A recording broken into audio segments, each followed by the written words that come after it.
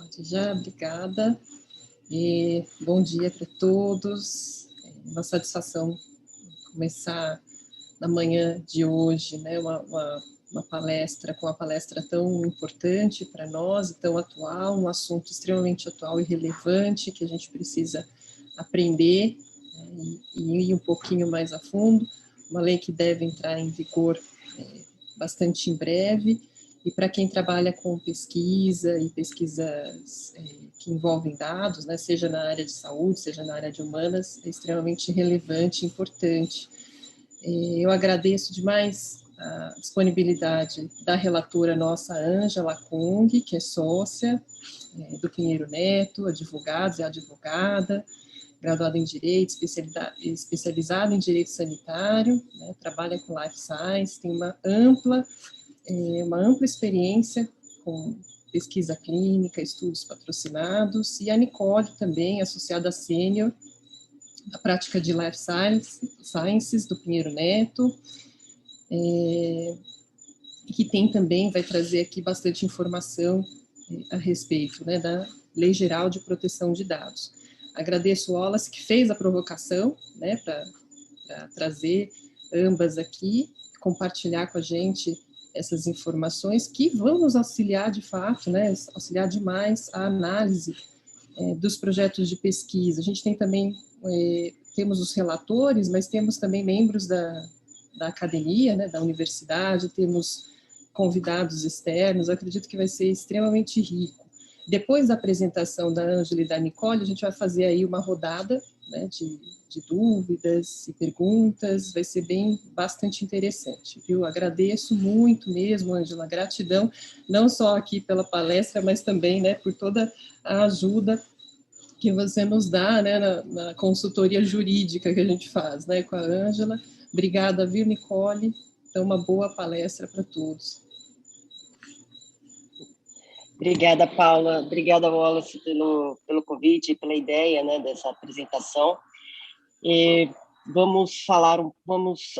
A Nicole, na verdade, vai fazer essa apresentação para dar um panorama geral sobre a legislação, para que todos fiquem, né, no mesmo patamar de conhecimento.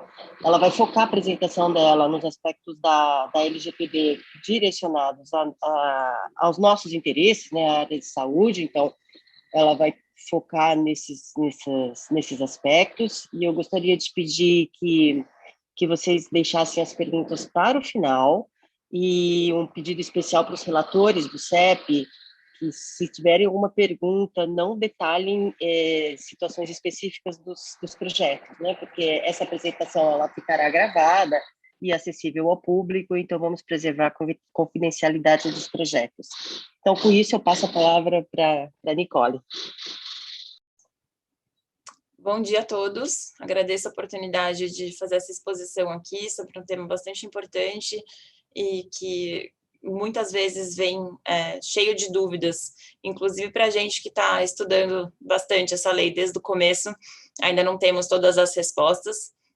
É uma lei relativamente nova, que foi promulgada em 2018, e eu gostaria de fazer essa introdução aqui acompanhada dos slides, só para vocês poderem se guiar nos pontos que vamos abordar aqui.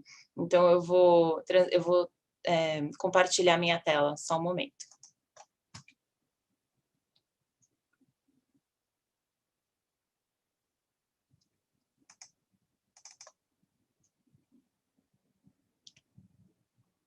Vocês estão vendo a minha tela? Sim, pode continuar. Então, deixa eu começar a apresentação.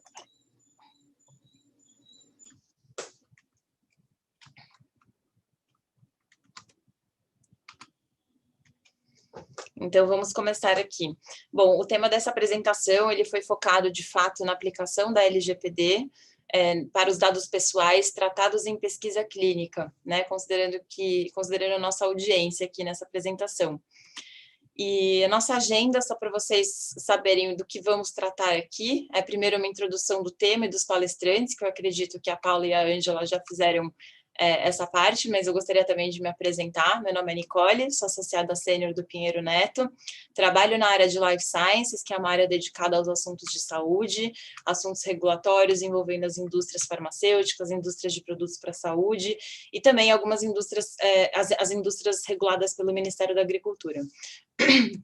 Por que, desculpa, por que uma advogada de Life Sciences está falando de dados, né? Bom, dados, eles são essenciais aqui para a prática de saúde em todos os aspectos e principalmente quando a gente vai falar de pesquisas clínicas, o principal recurso, né, de uma pesquisa clínica são os dados dos participantes. Então, não conseguimos não falar de pesquisa clínica e não associar a pesquisa clínica a dados. Por esse motivo, a LGPD também faz parte da nossa avaliação dentro da nossa prática de Life Sciences e Direito de Saúde no Pinheiro Neto. Bom, vou começar aqui falando um pouquinho dos principais aspectos da LGPD, para todo mundo entender quais são as normas gerais aplicáveis a essa lei. E vou também tratar especificamente do fluxo de dados na pesquisa clínica. Desculpa, gente. Finalizando aqui com um ponto de atenção e recomendações e algumas provocações para a gente discutir algumas polêmicas relacionadas ao assunto.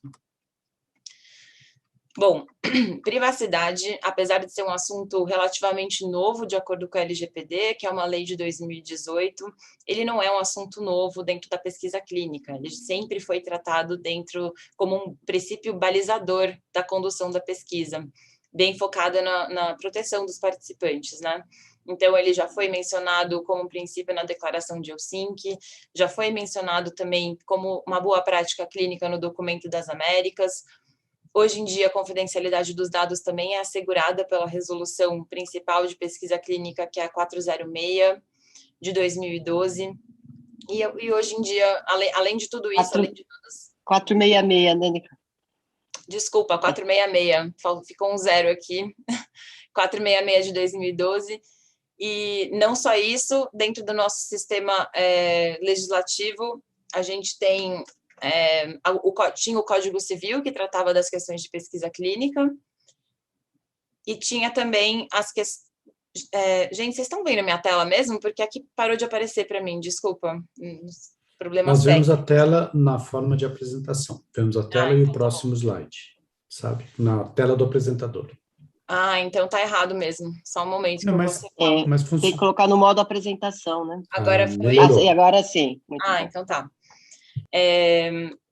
Ok, então retomando aqui a resolução 466 e também todas as normas em direito, né, que tratam a Constituição Federal, que tratava de privacidade de dados de forma genérica, o Código Civil da mesma forma, e por fim chegamos aqui à LGPD, que é a Lei 13.709 de 2018, e com isso não é que tenha se alterado bastante o cenário de dados, mas a gente tem que aprender a como compatibilizar tudo isso que já existia com o que é novo de acordo com a LGPD. E queria começar aqui para a gente ter um conceito geral do que são dados pessoais, né? Os dados pessoais dentro da LGPD, eles foram definidos, e eles são definidos como qualquer informação que seja relacionada a uma pessoa natural, que seja identificada ou que seja possível de identificável. E existe uma distinção dentro da LGPD entre o que é dado pessoal e o que é dado pessoal sensível, sendo que os dados pessoais sensíveis, como o próprio nome diz, eles merecem uma proteção especial. Então, eles são tratados de forma diferenciada dentro da LGPD. O dado pessoal sensível é aquele dado que pode expor a pessoa a algum tipo de constrangimento, é um dado pessoal que pode, enfim, que de fato representa uma sensibilidade caso ele seja divulgado. E a LGPD, ela define esse dado pessoal sensível como aqueles dados que dizem respeito à origem racial ou étnica, convicção religiosa, opinião política, filiação a sindicato, organização de caráter religioso, filosófico e principalmente os dados referentes à saúde, que são dados considerados sensíveis, dados genéticos e biométricos também, e dados relacionados à vida sexual. Por quê de uma proteção um pouco mais restritiva, né? Porque a divulgação desses dados pode não só causar o constrangimento, como também pode causar algum tipo de incômodo profundo na pessoa que teve esses dados divulgados, por esse motivo, eles merecem uma proteção especial. E em pesquisa clínica, principalmente, que a gente trata muito de dados de saúde, a proteção aos dados sensíveis ela é bem importante. Quais são os dados da pesquisa, então, que são protegidos pela LGPD, né? Todos os dados pessoais do participante da pesquisa, o nome, o CPF, o endereço, o telefone, e todos os dados pessoais sensíveis que estão presentes nas fichas médicas, nos prontuários, fichas de enfermagem, exames médicos laboratoriais, relatórios clínicos e analíticos, e assim vai, uma lista bem grande ali de dados do participante que são considerados sensíveis. Existe aqui uma exceção em que a lei não se aplica, e é bem importante a gente tratar sobre isso. A LGPD ela não vai se aplicar àqueles dados que são considerados anonimizados. E o que são os dados anonimizados, né? São os dados pessoais de um titular que não pode ser identificado. E de que forma que ele vai não poder ser identificado? Quando, mediante a utilização de meios próprios do controlador ou técnicas razoáveis e disponíveis na ocasião do tratamento. Ou seja, é um dado que ele foi submetido a um processo de anonimização e decodificação, de modo que a forma como ele aparece para o controlador ou para qualquer terceiro que vai ter acesso àquele dado não remete, não é associado a nenhuma pessoa específica ou identificada, ou identificável ainda.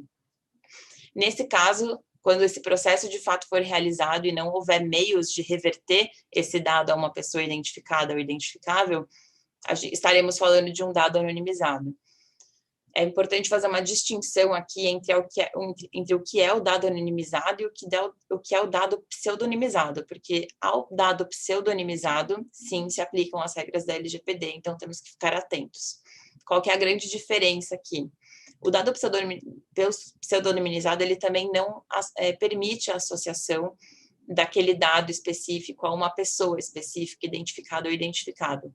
No entanto, existem meios que podem fazer essa reversão, e a gente costuma chamar isso de chave de acesso.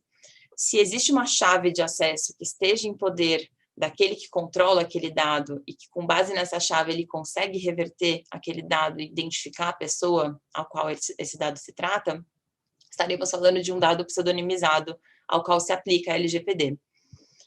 Por que isso é importante em pesquisa clínica? Porque, normalmente, para proteger a privacidade do indivíduo e a confidencialidade das informações de pesquisa, os dados eles vão ser anonimizados ou pseudonimizados. Uma das duas opções vão necessariamente acontecer, e a gente precisa estar atento aqui para as hipóteses em que vão se aplicar a LGPD e as hipóteses a que não vão se aplicar a LGPD. Continuando aqui nos aspectos gerais e nos conceitos, a LGPD ela se aplica a todas as operações de tratamento de dados. E o que é o tratamento de dados? Exatamente todas as atividades do início da coleta do dado pessoal até o fim com a eliminação desses dados. Tudo isso que está entre uma coisa e outra, entre a coleta e a eliminação, qualquer atividade, processamento, armazenamento, processamento, enfim, todas essas atividades realizadas com os dados, elas são consideradas atividades de tratamento e, por isso, estão sujeitas à LGPD. É importante aqui a gente tratar também do papel de cada agente dentro da cadeia de tratamento de dados. Destaquei os três principais aqui. Fala-se bastante em controlador, em operador e encarregado. Então, dentro de uma organização, sempre vai haver aquela pessoa que toma, a entidade que toma as decisões em relação ao tratamento de dados. Essa pessoa que toma as decisões em relação ao tratamento de dados e que vai orientar que tipo de tratamento vai ser adequado àqueles dados, ou que vai, de fato, direcionar o processo de tratamento dos dados, a gente adota o nome aqui de controlador. O operador é aquele terceiro que vai operar em nome do controlador. Então, ele vai tratar os dados, mas não com base nas suas próprias decisões, com base nas decisões tomadas pelo controlador.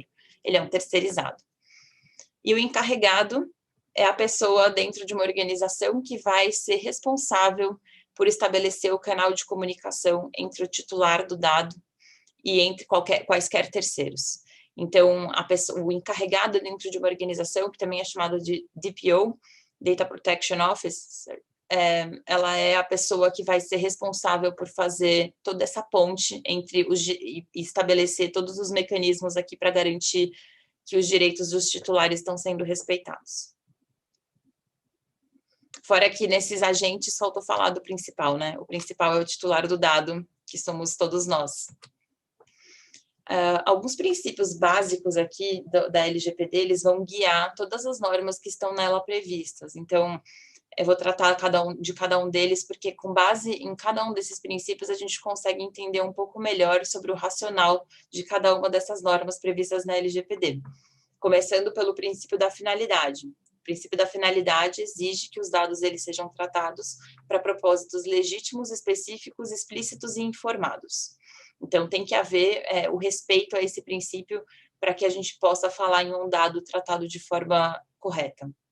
Além disso, e associado também um pouco ao princípio da finalidade, existe o princípio da adequação, que vai garantir a compatibilidade do tratamento com as finalidades propostas para aquele tratamento. Também o princípio da necessidade é muito importante para evitar excessos, né? Tratamento de dados excessivos ou não necessários para aquela finalidade específica e que seja realizado um tratamento proporcional, evitando acúmulo ou então tratamento de dados em volume maior do que o efetivamente necessário para atingir as finalidades pretendidas. Um dos princípios importantes aqui, que é o do livre acesso, ele, na verdade, também é um direito do titular de dados, porque com esse princípio, os titulares de dados, eles têm acesso livre e acesso a uma consulta gratuita sobre a forma e a duração do tratamento, bem como sobre a integralidade dos seus dados pessoais, o que isso significa que todos os titulares de dados podem acessar onde os dados estão sendo tratados, podem pedir a revisão desses dados, a gente vai tratar desses direitos dos titulares mais para frente, mas o básico aqui é entender que o titular do dado, ele foi concedido esse direito de acessar os dados onde quer que eles estejam, os seus próprios dados. Um outro princípio é o da não discriminação, que veda o tratamento para fins discriminatórios, ilícitos ou abusivos. E, por fim, mas não menos importante, o princípio da transparência, que vai garantir que sejam transmitidas informações claras, precisas e facilmente acessíveis sobre o tratamento e agentes de dados. Então, esse princípio anda junto com o princípio do livre acesso. A transparência em relação também ao titular de dados. Com base nesses princípios, fica um pouco mais fácil de entender o porquê que a LGPD ela foi tão sistemática e criou regras específicas aqui que não existiam anteriormente, para a gente poder organizar o tratamento de dados nas diferentes situações em que isso ocorre. E uma delas aqui, das principais regras, é o estabelecimento das bases legais do tratamento. As bases legais de tratamento, elas nada mais são do que as justificativas para o tratamento de dados. A lei exige que exista um fundamento específico, e esse fundamento ele vai estar definido dentro da LGPD para permitir e admitir o tratamento de dados. O mais conhecido deles, até antes da LGPD, é o consentimento. Então, a partir do momento em que nós, titulares, consentimos com a utilização desse dado, o consentimento aqui é tratado como uma base legal. E aí, esse consentimento, ele deve observar alguns requisitos. Quando a gente está tratando de dados pessoais, esse consentimento ele tem que ser inequívoco e estabelecido para finalidades específicas. Quando estamos falando de dados pessoais sensíveis, além de inequívoco, ele tem que ser expresso, ele tem que ser destacado e também para finalidades específicas. Então, é importante aqui estabelecer essa diferenciação, porque os requisitos para um consentimento válido variam se forem dados pessoais não sensíveis e dados pessoais sensíveis. Essa é a principal base legal, mas não é só essa que existe, não é só o consentimento atualmente, isso é bem interessante, de acordo com a LGPD, não é o único fundamento possível para se tratar dados, é só um deles. As outras bases legais interessantes da gente tratar aqui, e eu até grifei em vermelho as mais importantes dentro do contexto de pesquisa clínica, são algumas bases legais gerais, obrigação legal e regulatória, execução de contratos, exercício de direitos, proteção da vida, interesse legítimo e algumas setoriais, específicas para determinados setores, execução de políticas públicas, estudos, órgãos de pesquisa, tutela da saúde, proteção ao crédito e prevenção à fraude. Nesse slide aqui, eu fiz esses X aqui, essas cruzes, para poder tirar ali, porque são de bases legais diferentes para o tratamento de dados pessoais e bases legais reduzidas para o tratamento de dados pessoais sensíveis. Então, tudo que está aqui com um X, execução de contrato, interesse legítimo e proteção ao crédito, são justificativas que não se aplicam quando estamos falando de tratamento de dados pessoais sensíveis. As demais se aplicam. Vamos entrar aqui nas mais importantes, né? Não vou perder o tempo de vocês tentando explicar cada uma delas especificamente, mas apenas essas que estão grifadas aqui em vermelho, que são as importantes para a pesquisa clínica.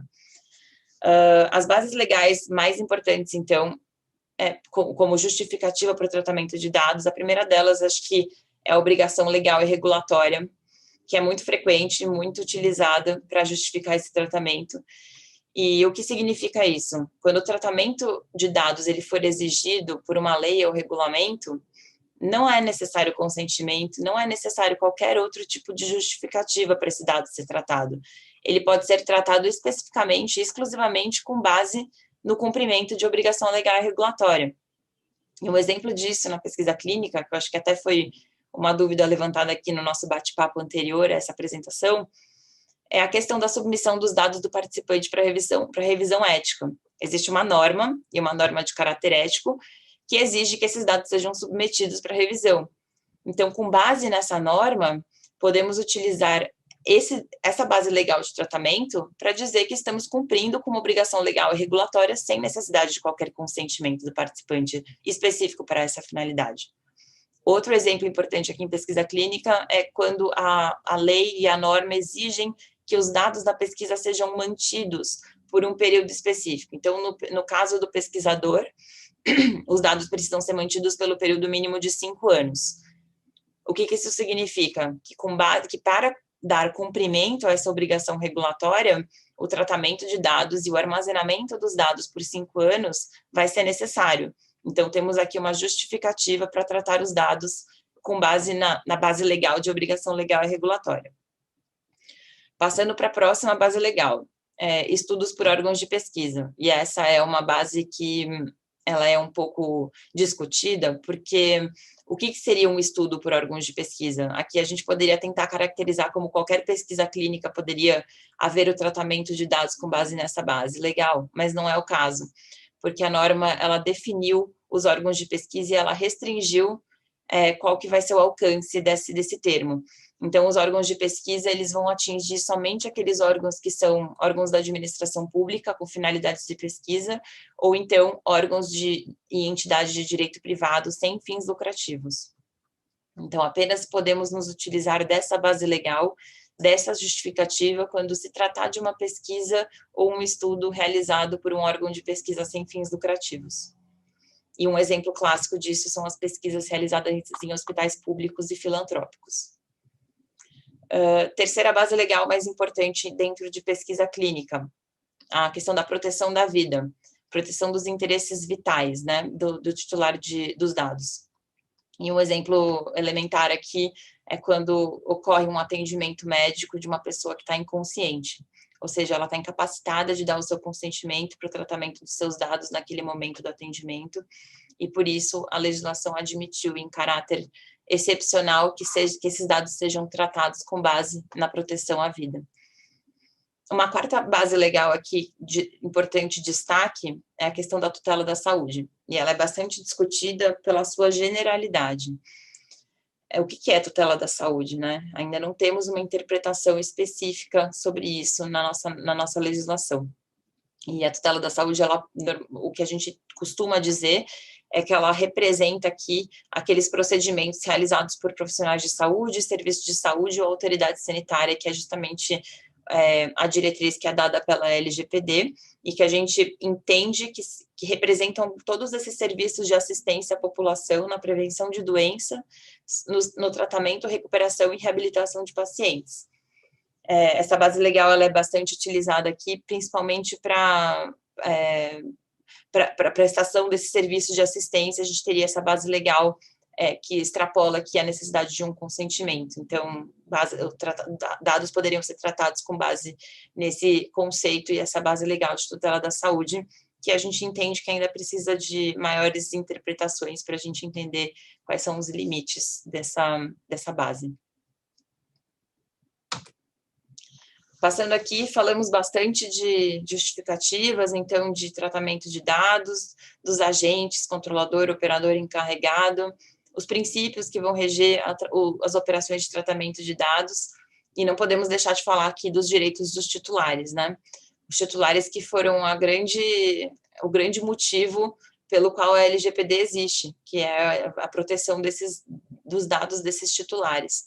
Então, alguns dos direitos principais dos titulares sobre a LGPD vão incluir o acesso à informação sobre o tratamento, então temos direito de saber o que está sendo feito com os nossos dados por aí, temos direito de acessá-los, temos direito de corrigi-los, temos direito de saber sobre a possibilidade da gente não fornecer o consentimento, que o consentimento não é obrigatório, ele só é uma faculdade. Além disso, também o direito de portabilidade, que é a transferência de uma base de dados que está presente num determinado local, sendo tratada em um determinado local para outra base legal, outra base de dados por outro prestador de serviços, por exemplo, serviços de telecomunicações, em que a gente pode simplesmente pedir para que os nossos dados cadastrais sejam transferidos de uma operadora para outra. Direito à anonimização, bloqueio ou eliminação de dados e, finalmente, o direito de revogação do consentimento. Então, o consentimento que demos no passado para o tratamento de dados não é eterno, ele pode ser revogado e a qualquer momento. A lei confere esse direito. Bom, comecei aqui já no começo da nossa apresentação contando que a LGPD entrou em vigor em 2020, setembro de 2020, mais especificamente o dia 18, apesar dela ter sido promulgada em 2018. Demorou 2 anos até que ela, de fato, entrasse em vigor. No entanto, parte específica da LGPD, que são as sanções pelo seu descumprimento, não vão entrar em vigor até o dia 1º de agosto de 2021, está muito próximo. Isso foi feito como uma forma de tentar permitir um tempo para que as pessoas se aculturassem com os princípios da LGPD, para que depois desse período de transição e de se acostumar de fato com as diretrizes da norma e os processos de implementação necessárias para que ela de fato seja cumprida, aí sim começar a pensar em aplicar sanções pelo seu descumprimento. E as sanções aqui que eu destaquei são sanções leves, como uma advertência, simplesmente pelo fato de não ter sido cumprido algum dispositivo. Então, a Autoridade Nacional de Proteção de Dados, que é a autoridade conferida pela LGPD especificamente para abordar questões de dados e para educar a população, para fiscalizar o cumprimento da LGPD e também para aplicar penalidades. Ela pode aplicar essa penalidade considerada leve, que é uma advertência, um comunicado de que houve uma infração, ou ela pode até chegar numa penalidade mais severa, que é de fato um bloqueio, uma suspensão, uma proibição da atividade de tratamento de dados, que seria bastante prejudicial em determinados casos. Existe também a aplicação de multa, que vai até 2% do faturamento da empresa específica, da entidade legal, e tem um limite aqui de 50 milhões, que é um limite bem alto. Fora isso, uma das outras potenciais sanções é a publicização da infração, o que significa que existe essa obrigação aqui de identificar e comunicar que houve uma infração e isso ser se tornado público. É uma das outra sanção aqui que pode ser aplicada em casos de infração. Feita essa apresentação geral, acho que a gente passou por quase todos os aspectos mais importantes aqui da LGPD. Queria só finalizar também contando para vocês que a Autoridade Nacional de Proteção de Dados, hoje em dia, ela já está constituída. Existe uma agenda regulatória para que ela possa adentrar os aspectos específicos dos setores, para que ela possa, de fato, orientar a população e estabelecer normas infralegais, ou seja, além da LGPD, para orientar o cumprimento da LGPD. Então, existe uma agenda regulatória já definida para os próximos 2 anos, em que a gente espera que a NPD vai ter uma atuação mais intensa aqui, nesse período. Mas ela já é operacional, ela já está constituída, e há pouco tempo atrás, isso aconteceu não há muito tempo atrás. Então, feita essa abordagem geral aqui sobre a LGPD, já queria adentrar nos aspectos específicos da pesquisa clínica. E eu fiz esse fluxo para demonstrar aqui onde que estão os pontos de atenção principais, né, dentro das operações de tratamento de dados da pesquisa. Nós identificamos aqui que dos pontos críticos do tratamento de dados em pesquisa clínica é justamente na fase do pré-screening dos participantes de pesquisa. E por que isso? Isso acontece antes do termo de consentimento livre e esclarecido, ou seja, antes do participante poder se manifestar sobre qualquer forma a respeito da sua concordância na participação daquela pesquisa. E ele ocorre de forma, muitas vezes, não muito organizada, em que as instituições e o seu corpo clínico têm acesso ilimitado ali aos dados pessoais dos pacientes para poder recrutá-los para uma determinada pesquisa, e pouco cuidado é tomado em relação a quem são as pessoas autorizadas a acessar aqueles dados, aqueles prontuários daqueles pacientes, para selecionar aqueles que de fato se qualificam para participar de uma pesquisa ou não. Então, esse é um dos momentos críticos, porque não houve o consentimento do participante, não há normalmente o cuidado devido, restrições de acesso necessárias para aqueles prontuários. Então, os prontuários eles são acessados livremente, muitas vezes eles são até movimentados de um lugar para o outro, sem muitos processos para regular isso. E, enfim, nesse caso aqui, a gente entende que para haver o cumprimento da LGPD, será necessário adotar esses procedimentos aqui para o cuidado no manuseio desses prontuários e desses dados sensíveis dos potenciais participantes que vão provavelmente ser elegíveis para uma pesquisa. A partir do momento em que existe um TCLE assinado, que é o momento do screening em diante, ficamos um pouco menos preocupados com a questão com o cumprimento da LGPD, simplesmente porque aqui o próprio consentimento geralmente vai trazer cláusulas específicas a respeito da proteção de dados, em que o participante vai ter a oportunidade de consentir e aprovar que seus dados sejam tratados e processados para aquelas finalidades que estão descritas no TCLE. Então, a partir desse momento aqui, a situação de cumprimento da LGPD fica um pouco mais confortável. Nesse caso aqui, na seleção, randomização e o início do estudo, tudo isso já estaria coberto, teoricamente, pelo TCLE. E o momento em que ocorre o upload de dados, né? Esse momento é interessante porque, na verdade, os dados aqui no Brasil, em pesquisas clínicas no Brasil, pelo que a gente conversou com diversos players de mercado, o que acontece nesse momento é que as instituições têm o seu sistema, e dentro desse sistema da pesquisa eles vão fazer o input dos dados daqueles participantes, e esses dados imputados dentro desse sistema, eles vão ser acessíveis ao patrocinador de forma limitada, no sentido de que o patrocinador não vai ter acesso a quem que foi aquela pessoa específica, aquele participante específico neste momento do upload dos dados. O que é visível e visualizável pelo patrocinador são números que vão identificar o participante, mas não vão identificá-lo sobre quem é esse participante, só que aquele participante existe e ele é aquele número. E com base naquilo, aqueles dados são aplicáveis àquele número, que na verdade é uma pessoa, mas que para o patrocinador isso não é visível. Quem é essa pessoa não aparece, né?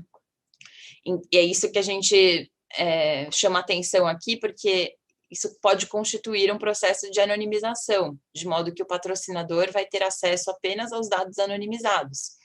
Só que é importante que, para que isso aconteça, o conceito de anonimização esteja correto e a chave de acesso a esses dados não esteja disponível ao patrocinador. que aí sim estaremos falando de dados anonimizados que não são sujeitos à LGPD. Então, esse momento de upload de dados é bem importante de ser observado para verificar até que ponto, de fato, esses dados estão anonimizados ao patrocinador. Sabemos também que, ainda que estejam anonimizados, existem certos momentos durante a pesquisa clínica que o patrocinador vai ter acesso, que são os momentos da monitoria e da auditoria. O patrocinador vai enviar o seu representante para verificar dentro da instituição se a pesquisa está sendo conduzida de acordo com os parâmetros corretos, e esses monitores vão fazer relatórios, mas esses relatórios não devem ser identificar as pessoas e não devem ser trazidos para dentro do patrocinador. Essa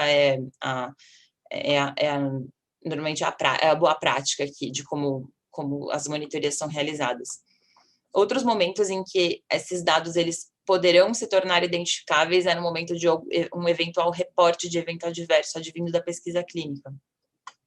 E nesse momento existem algumas regras aqui para a gente tentar proteger os dados dos pacientes, dos participantes, mas não necessariamente sempre vamos proteger os dados de forma suficiente. Ou então, no momento em que algum participante entrar com uma ação de acesso pós-estudo, nesse momento esse participante também pode se tornar identificável aqui para o patrocinador. De todo modo, existe uma interpretação que a gente tem adotado aqui, não necessariamente adotado, mas uma interpretação possível de que o patrocinador ele não deveria ser considerado o controlador dos dados, mas sim a instituição. A instituição que tem, de fato, a identificação de quem são aqueles participantes, consegue identificá-los, tem ali a chave de acesso para aqueles dados que são imputados dentro dessa base de dados. Então, a chave de pesquisa aqui, a chave de acesso, ela está dentro do centro de pesquisa e é acessível ao investigador e ao centro, sendo que ao patrocinador restam ali aqueles dados anonimizados que eles vão ser utilizados posteriormente para as publicações, dos resultados dos estudos e para outras finalidades. Com base nisso, preparei aqui um quadrinho para a gente identificar quais são os pontos de atenção dentro desse fluxo de dados de pesquisa clínica. Então, repetindo aqui, como a gente comentou, o pré-screening é um dos principais, porque o acesso aos dados é realizado sem o TCLE, em bases de dados pré-existentes e muitas vezes sem o controle necessário de acesso a esses dados.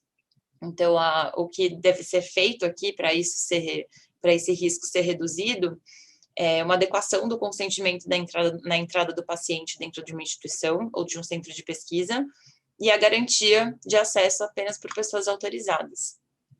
Outro ponto de atenção é a questão da anonimização, e que a gente precisa identificar aqui se o processo foi adequado para garantir de fato que esses dados sejam anônimos e garantir que esses dados não sejam associados a uma pessoa identificável. Terceiro ponto de atenção, TCLE. O TCLE tem que garantir ali esses novos requisitos previstos pela LGPD para um consentimento válido em tratamento de dados. Então, muito possivelmente, a gente tem visto isso bastante na nossa prática diária aqui, pedidos de adequação do TCLE, para que ele também não cumpra apenas com os requisitos éticos da pesquisa, mas também com os requisitos da LGPD, para poder garantir a proteção dos dados dos participantes. Ponto de atenção das monitorias e auditorias, onde pode haver uma potencial identificação do participante e quebrar aquele conceito de dado anonimizado. A recomendação é que sejam criadas regras de conduta e restrições contratuais para o acesso aos dados, para que não de fato ocorra essa identificação e essa identificação não possa ser trazida para dentro do patrocinador.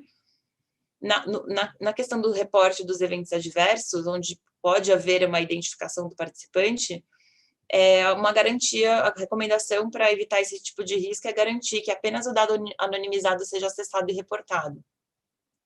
E, por fim, eu acho que é bem interessante a gente falar sobre isso e gera muita dúvida quando a gente fala em revogação de consentimento. O que acontece quando o participante revoga o seu consentimento para o tratamento daqueles dados? Bom, o que acontece é que aquele dado já não pode mais ser tratado. A partir do momento do consentimento, a autorização para o tratamento daquele dado não é mais concedida, de modo que aquele dado ele não poderia mais ser tratado em tese. E aí, quais são os impactos, né, disso dentro de uma pesquisa clínica? Então, vamos supor que houve a revogação do consentimento do participante para participar naquela pesquisa e, consequentemente, uma revogação para a utilização dos seus dados. Acho que aqui é quando a anonimização entra como a solução, a potencial solução aqui para essas questões de revogação. Se tivermos dados anonimizados, lembrando, esses dados não vão estar inseridos e protegidos pela LGPD. Então, ainda que exista uma revogação desse consentimento, os dados anonimizados eles vão poder continuar sendo utilizados. Então, é bem importante aqui, a gente ainda não tem uma orientação específica de como isso vai acontecer, mas me parece que a anonimização aqui seria a grande solução para a gente garantir a utilização futura desses dados e evitar impactos na pesquisa. Gostaria de finalizar aqui, por fim, chegando no último slide dessa apresentação, uma polêmica, e eu trouxe um texto aqui da OCDE, relativa ao uso secundário dos dados em pesquisas clínicas, chamados estudos retrospectivos. Trouxe a reflexão em inglês e a tradução, que eu vou ler para vocês.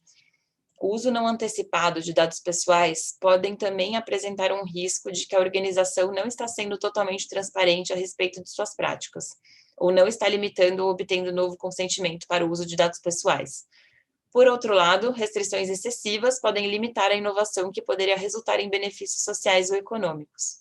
Enquanto há um risco que dados pessoais possam ser mal utilizados, também há o risco de que os benefícios valiosos de novos usos de dados pessoais sejam perdidos. Então, aqui é uma questão que ainda está sendo avaliada, a gente ainda não tem uma resposta sobre como que esse uso secundário de dados para estudos retrospectivos podem ser utilizados em pesquisa clínica, mas o fato é que existe esse balanço, essa tentativa de equilíbrio, em que de um lado se protegem os dados pessoais, e de outro também a gente não quer prejudicar o andamento das pesquisas e os benefícios que delas podem advir. Então, muito possivelmente teremos orientações da ANPD sobre isso no futuro, mas enquanto isso fica essa polêmica aqui de como compatibilizar a LGPD com essa utilização futura de dados, em que muito possivelmente não será possível obter um novo consentimento para aquela utilização de dados, ou a obtenção desse novo consentimento vai ser muito gravosa, ou quase impossível de acontecer. Qual seria a saída nesse caso? A gente vai causar impacto de que lado? O lado da proteção dos dados ou o lado que vai garantir ali os benefícios do uso futuro desses dados? Veremos o que vai acontecer no futuro. Com isso, encerro a apresentação aqui e gostaria de deixar vocês à vontade para fazer. A Ângela, não sei, pelo que você me falou, seria só a Nicole a fazer a apresentação, né? Exato. Uhum. Perfeito. Então, a gente podemos iniciar as perguntas. Isso, finalizamos a apresentação e passamos para uma outra fase. Então, a gente fica aqui restrito o Wallace, né? O Wallace fazendo só... A gente já tem bastante pergunta aqui, né, no chat. Quem não colocou as perguntas, por favor, a gente passa, então, as perguntas e respostas. Pode falar, Ângela. Tem uma pergunta bem interessante que sempre surge, é muito bom esclarecer, né, da Edna, que fala como a LGPD impacta nas ciências sociais e humanas. Os dados de redes sociais, por exemplo, podem ser considerados públicos ou não? Tudo que está na internet pode ser considerado público? Como proceder? Acho que essa diferenciação vai ser muito importante fazer, né, Nicole? Sim, sim, com certeza. Em tese, os dados públicos, eles não estariam protegidos, né? Porque eles já estão ali públicos, eles já são disponíveis. Só que a gente precisa tomar cuidado com isso também, que não é pelo fato dos dados estarem públicos que eles podem ser livremente utilizados. Então, não é uma autorização irrestrita aqui para o tratamento desses dados públicos. Mas isso isso é uma boa discussão. A outra questão é em relação aos dados de pesquisa de ciências humanas, é isso, Ângela, que você falou? Isso. Uhum.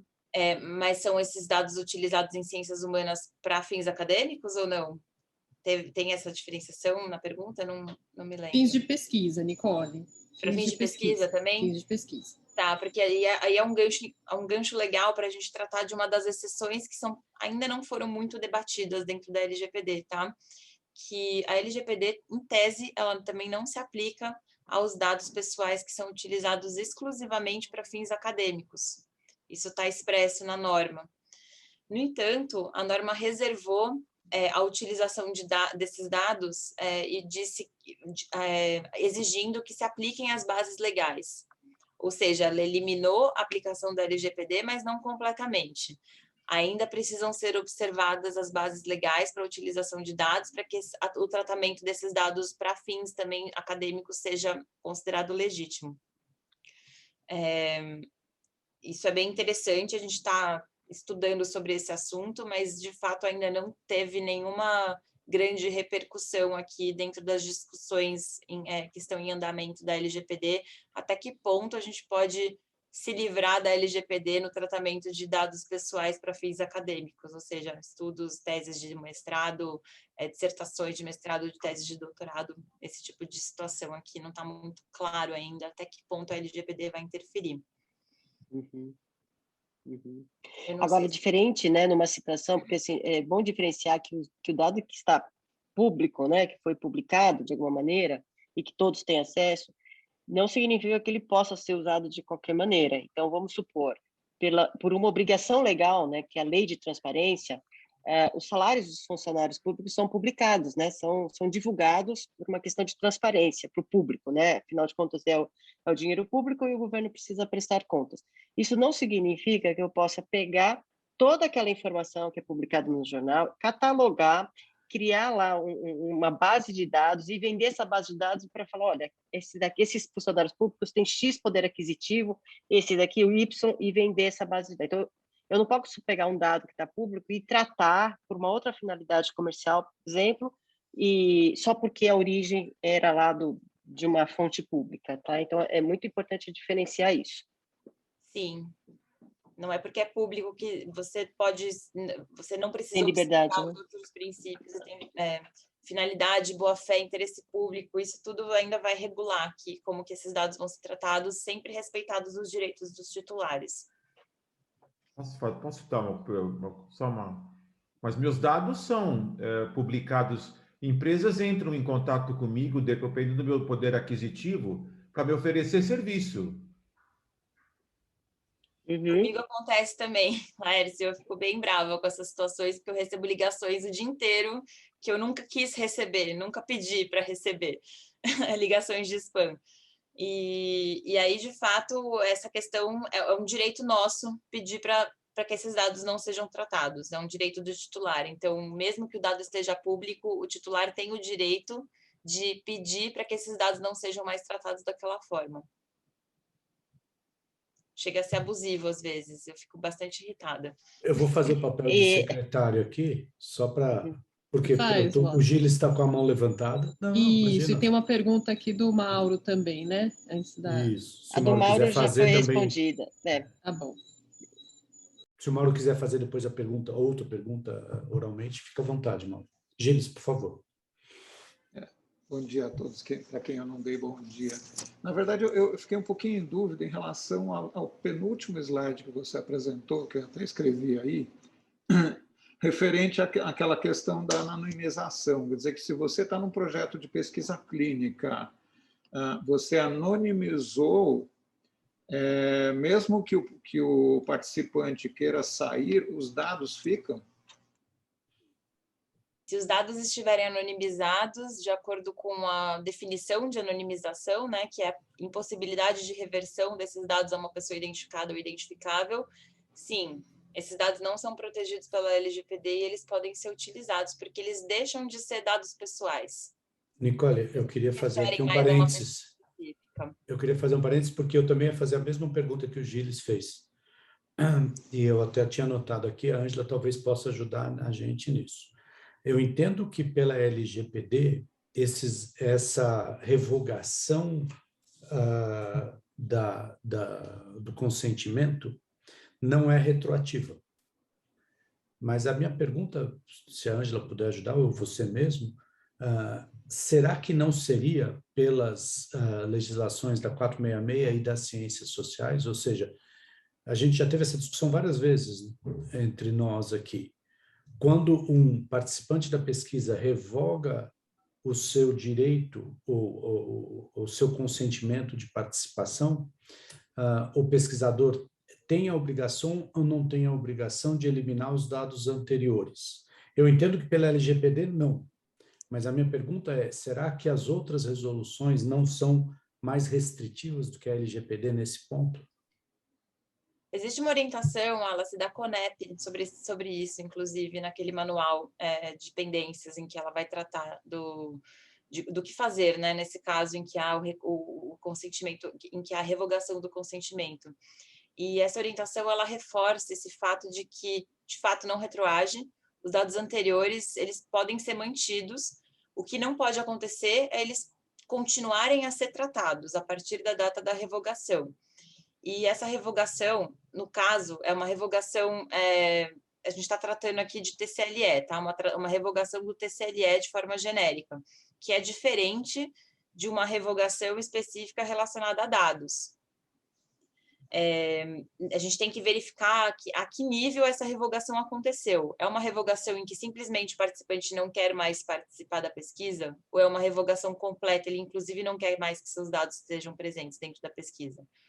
É nesse ponto que a gente vai avaliar qual das normas aqui que a gente tem que aplicar, tá? Mas não tem essa obrigação automática de eliminar os dados anteriores. Eu estou aqui pensando que, digamos que aqui haja uma revogação.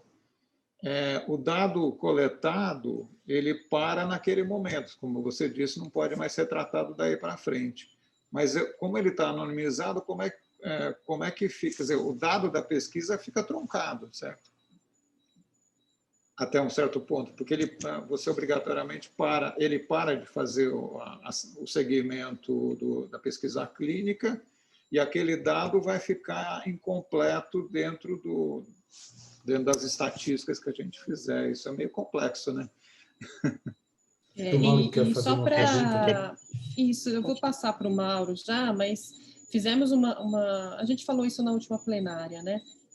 Fizemos uma consulta à CONEP sobre esse assunto específico, porque está muito claro a revogação daquela data para frente, né? Mas não tem nada constando nas resoluções, nem nos manuais, nem nas normativas, daquela data para trás, o retroativo, né?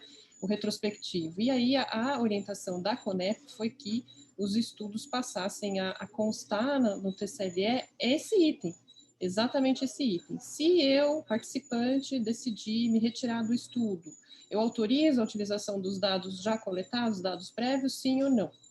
Essa foi até a resposta da CONEP. Mas isso, Paulo, isso não vai resolver a situação. Porque pode ser que lá atrás, ao assinar o TCLE, ele tenha concordado com isso, mas lá na frente, se ele revogar essa autorização de uso de dados, está revogado, né? Então, você não tem uma autorização prévia irrevogável, né? A lei assegura o direito de você revogar a qualquer momento.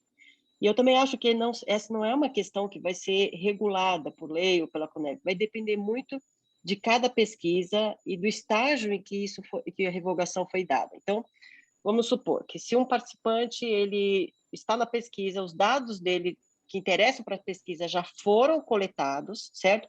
Foram anonimizados. Dali se faz todos os estudos estatísticos para avaliar o resultado. Se essa revogação vem depois da anonimização, então os dados já foram anonimizados, você pode fazer qualquer coisa dali para frente. Então vamos supor que essa revogação venha antes de uma anonimização, ou muitas vezes até as pesquisas acadêmicas você não tem nem processo de anonimização, né? Exato. Isso é mais comum em pesquisas de grandes indústrias. Então você está lá com, vamos supor, uma pesquisa com 10 participantes e você fez a entrevista com os 10 participantes. A partir daí você vai começar a fazer a sua conclusão e utilizar esses dados, certo? Se o momento da revogação vem logo após a pesquisa, tá bom, então tudo que você coletou até lá está permitido, mas dali para frente não. Então, aquela entrevista especificamente, você não vai poder usar lá na frente porque você vai tratar os dados, né? e você vai tratar os dados depois da revogação. Então, esse indivíduo, a entrevista desse indivíduo teria que estar fora, entendeu? E aí o questionamento que a gente faz é, bom, você pode comprometer todo um resultado e todo um trabalho porque um indivíduo resolveu revogar o consentimento, né? Mas isso é algo que é uma distorção que a lei não resolveu ainda e pela resposta que a Conep deu, ela também não entendeu a aplicação da lei. Então, acho que tudo depende do momento em que essa revogação aconteceu e que tratamento você dará aos dados a partir daquele momento. Né? Então, se você já coletou, já chegou e concluiu o estudo e a pessoa revoga, tá tudo certo. Então, até aqui, tudo que você fez até aquele momento tá regular. Mas se depois da revogação você ainda tem que tratar os dados, aí você compromete esses dados estão comprometidos, você não pode mais tratar. Tá? Tratar qual a definição mesmo de tratar, Nicole, só para todo mundo. O tratamento compreende todas as atividades relacionadas com dados, desde a coleta até a eliminação, tudo. Passando por armazenamento, processamento, qualquer atividade. Mauro?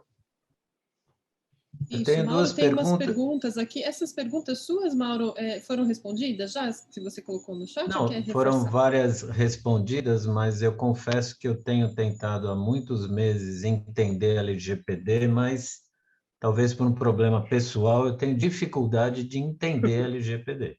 Bastante dificuldade, mas quero estar preparado para me proteger de eventuais pessoas mal intencionadas que vão usar isso como uma forma de obter dinheiro, como alguns pacientes muitas vezes nos processam por motivação econômica. As minhas perguntas são duas. No departamento de oftalmologia, na Unifesp, nós temos 2 salas amplas com arquivos de 20 anos de pesquisa clínica. Que cuidados que eu tenho que ter, além de esconder a chave, com esse arquivo físico, porque, pelo que eu entendo, vocês me corrigem se eu estiver errado, o CRM exige que eu tenha as fichas guardadas por 20 anos. Pode ser que eu esteja errado em relação a isso, mas eu vou ter que cuidar da chave dessa porta por 20 anos. Essa é a primeira pergunta. A segunda pergunta é esse princípio de razonabilidade ou razoabilidade.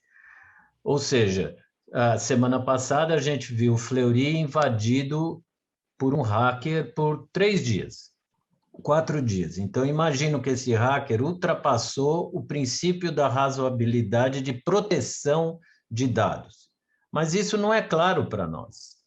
Eu não sei o quanto eu tenho que anonimizar o meu processo de anonimização, ele é imune, o quanto ele tem que ser imune. Então, porque isso daí acaba ficando um limite muito cinza do que é a anonimização boa, do que não é tão boa. Então, eu gostaria dessas duas coisas. O que eu faço com a minha sala de fichas para me proteger mais e, se puder ser um pouquinho mais claro, definir melhor o que é esse princípio do razoável. Mauro, a lei não resolve essa questão da anonimização. Ela utiliza termos, e o termo utilizado meios razoáveis para garantir a anonimização, mas ela não estabelece parâmetros técnicos para você avaliar até que ponto as informações de fato estão anonimizadas e num nível de proteção adequado ou não, tá?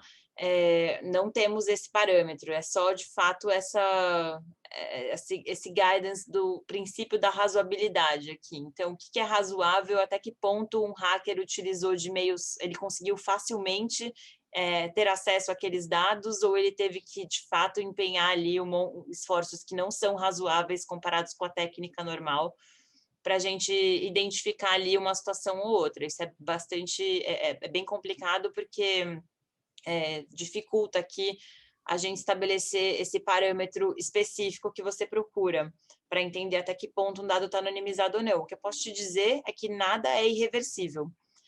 E a lei entende isso, a lei admite que nada é irreversível, e por isso que ela atribui esse critério de razoabilidade aqui, para poder determinar o que seria razoável em termos de técnicas para desanonimizar, e o que não seria razoável, aí a gente não considera ali como uma violação da norma. Eu queria só fazer uma observação, Mauro, se eu entendi a sua dúvida. qual é a obrigação, né, que uma empresa, uma pessoa tem em relação à proteção dos dados, porque no caso do Fleury, o Fleury tem a base de dados, tem a informação de saúde de vários indivíduos, e sofreu um ataque ilegal, né? Ninguém tem a obrigação de anonimizar dados, então ninguém tem a obrigação de ter os dados anonimizados, até porque você não pode anonimizar todos os dados, o Fleury não pode anonimizar os dados porque ele precisa processar, devolver para o paciente, enfim. Então, o Fleury tem a obrigação de manter a proteção desses dados, certo? Então, você tem mecanismos, processos, certificações, sistemas que são mais seguros e as empresas precisam alcançar esse padrão de segurança de dados. Isso é uma coisa, tá? Então, eles sofreram um ataque ilegal e você vê que o mundo inteiro sofre com isso, né? Todo o sistema, você chega num patamar de segurança e os hackers invadem, aí esse patamar vai subindo. Então, isso é uma coisa. Então, só para deixar claro que a anonimização é só... o que a lei quis dizer é o seguinte, olha, se é dado anônimo, se aquela informação, se a partir daquela informação eu não consigo individualizar uma pessoa, então a lei não se aplica a esse dado, a lei não se aplica a essa informação, tá?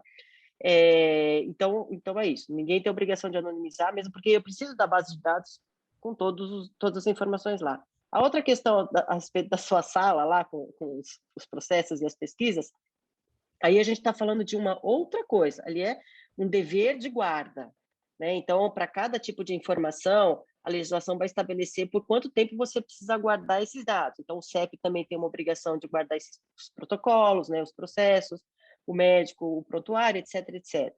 E, de novo, aí, se você tem um dever de guarda, você tem que garantir que aqueles dados estão lá disponíveis por uma eventual necessidade futura, que seja uma fiscalização, alguma coisa assim.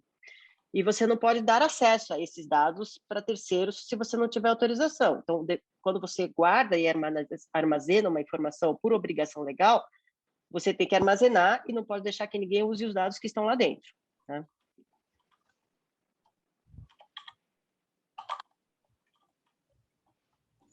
O Laércio está com a mão levantada também? Isso, Laércio, agora.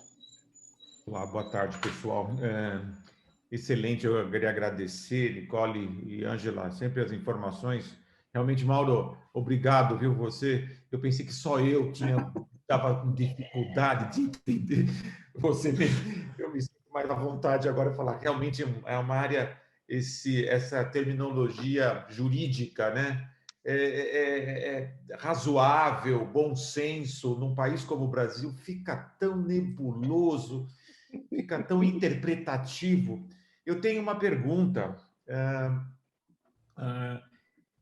Se roubarem a chave do Mauro mesmo, então ele vai ser o responsável legal se tiver algum problema. E vai pagar, vai ser processado. A segunda pergunta, que eu vi que nas bases legais do seu slide, estudos por órgãos de pesquisa, hospitais públicos e filantrópicos.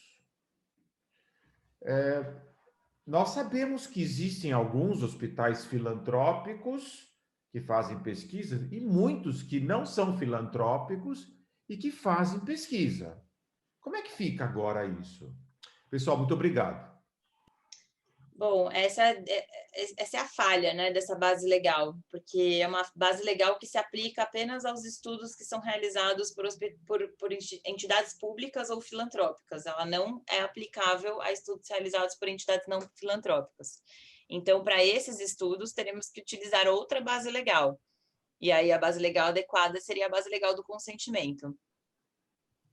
Nicole, tem algumas perguntas aqui, eu vou ler para vocês, só para que ninguém fique só para a gente tirar um pouco da angústia do Laércio. Não tem jeito, esquece. Ângela, então, eu queria... Deixa eu só complementar, Ângela, porque é uma angústia de todos aqui, porque é um assunto recorrente nas nossas plenárias, então deixa eu até complementar, porque também faz parte. Então, assim, o que significa isso? Agora falando aqui, traduzindo para a nossa linguagem, né? A linguagem da área da saúde e tudo mais, como que a gente vai se precaver? Você vê que a própria EPM, né, nos questiona muito o CEP com relação ao uso de prontuários médicos do Hospital São Paulo, que é um hospital, né, público. Então, assim, como que eu aplico isso? Então, em termos práticos, assim, Ângela.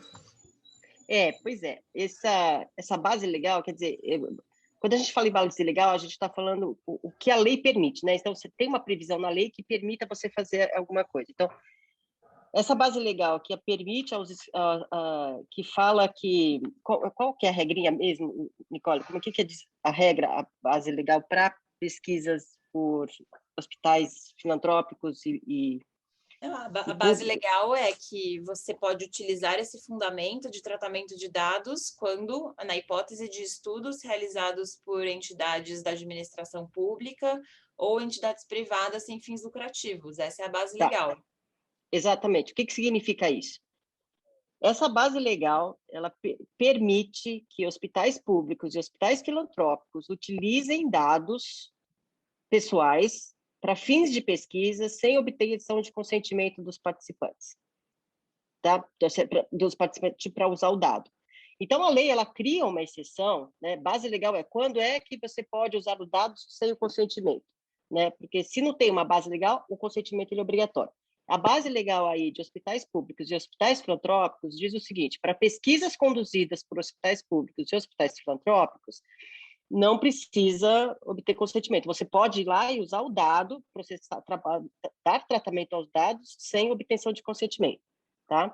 E aí, qual que é a distorção? Então, quer dizer, por que o direito do detentor do dado fica suprimido só porque a pesquisa vai ser feita por um hospital público ou um hospital filantrópico? Né? Então, a lei dá um tratamento especial para as pesquisas que vão ser realizadas por esses hospitais e em detrimento, enfim, dos direitos do participante. Mas o que significa isso agora no nosso universo aqui de CEP, né, no nosso dia a dia, quando a gente está avaliando o processo? Que, a rigor, para uso desses dados, quando a pesquisa ela é realizada por hospital público ou hospital filantrópico, esses dados podem ser coletados, armazenados e tratados sem o consentimento dos participantes. Tá? E agora... Isso quando entrar em vigor, Ângela. Isso quando entrar em vigor.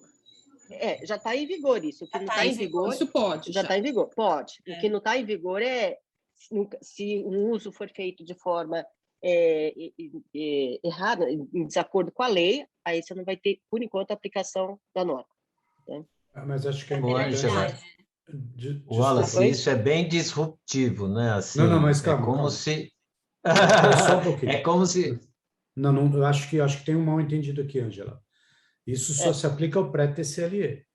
A 466 é superior à LGPD. Isso. E não é possível fazer nenhuma pesquisa sem o TCLE.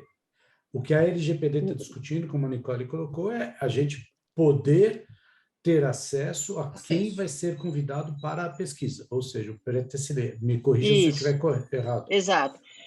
E outra coisa, uma diferenciação muito importante que a gente precisa fazer, e eu percebo que isso é muito recorrente, o TCLE é um instrumento, é um documento da pesquisa clínica, tá?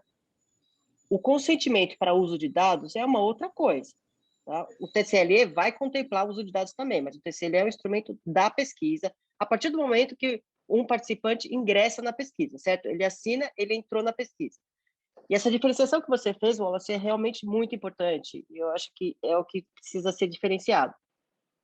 No momento em que você está fazendo o recrutamento, você precisa achar os potenciais participantes, certo? Você precisa localizar os candidatos. E você precisa tentar achar... Você precisa achar os candidatos. Como é que você vai acessar esses dados? Né? Aonde você vai buscar esses dados? Você pode olhar para esses dados? Então, é isso que a LGPD trata. Então, eu não posso chegar e LGPD e outras normas também, tá? Porque o prontuário pertence ao paciente. Então, quem tem acesso ao prontuário? O médico que trata o paciente, o corpo clínico que trata o paciente, um terceiro pesquisador não pode ter acesso, né? Irrestrito. Então, você tem uma série de outras normas, e como você falou, Wallace, você tem a 466, a 466 não está acima da LGPD, tá? Porque a LGPD é lei e 466 é resolução. Mas a 466 regula especificamente a pesquisa. Então, as regras ali precisam ser aplicadas àquela pesquisa, independentemente do que diz a LGPD. Tá? Então, se for conflitante, sempre prevalece a lei. Se não for conflitante, prevalece a norma mais específica. E, Ângela, eu poderia fazer um paralelo com as escolas públicas, por exemplo, nos estudos de ciências humanas? Então, essa fase pré-screening, eu posso acessar os dados dos alunos, olhar as fichas, relatórios e tudo mais, mas daí, para eu poder saber quem que eu vou convidar para o meu estudo, por exemplo. Isso, mas é uma fase de screening, eu não vou usar os dados, eu só vou consultar, é isso, né? Só para esclarecer, então. Mas aí você vai consultar e você vai coletar esses dados? Como é que você vai fazer? Porque você vai consultar, fazer uma triagem, e a partir daí você vai usar esses dados para contatar o aluno. Isso, o telefone, por exemplo, o contato do pai, né? Aí eu preciso acessar esse aluno aqui. Eu olhei, né? Ali fui à escola, olhei os arquivos da escola, eu preciso entrar em contato com esse pai. Então, eu vou pegar o telefone dele. Na escola pública, por exemplo, só para fazer um paralelo, né? Tá, mas isso para você quer pegar esses dados para fazer uma pesquisa no futuro, é isso? Isso. Muitas das pesquisas são assim, né? Tanto na escola pública quanto nos hospitais, ambulatórios, o pesquisador vai lá, faz esse pré-screening, isso é algo bem sensível. A gente fala muito disso na plenária, né? A gente, muitas vezes, como que você vai saber de quais pacientes ou quais alunos você vai querer coletar o dado, né? Então, você tem que olhar. Você vai lá, olha os prontuários, olha os arquivos da escola, e aí você tem que ter o acesso ao pai, né, daquele aluno. E você vai lá e pega o telefone e liga para o pai, olha, você é o pai do fulano, você poderia participar? Geralmente é assim que funciona, né, na prática. Sim, Paulo, o que eu quis dizer naquele fluxo que eu demonstrei que isso é um ponto de atenção é justamente porque nessa fase, muitas vezes, essa organização dos dados não está muito... não há controle sobre quem acessa esses dados. Não necessariamente que isso exigiria algum tipo de consentimento, porque aqui nessa situação que você colocou para a gente, em que uma escola pública, provavelmente com um estatuto social que permite pesquisas, entre em contato ali com aqueles dados pessoais dos alunos, para essa finalidade, a gente estaria coberto por essa base legal, ou seja, haveria uma justificativa, um fundamento legal para o tratamento daqueles dados, que é a pesquisa, tá? Nesse caso específico que você colocou. Então, o pré-screening aqui, a gente não precisa de outra base legal para poder justificar o acesso a esses dados, o que não significa que esse pré-screening, que é essa avaliação, possa ser realizada de qualquer jeito.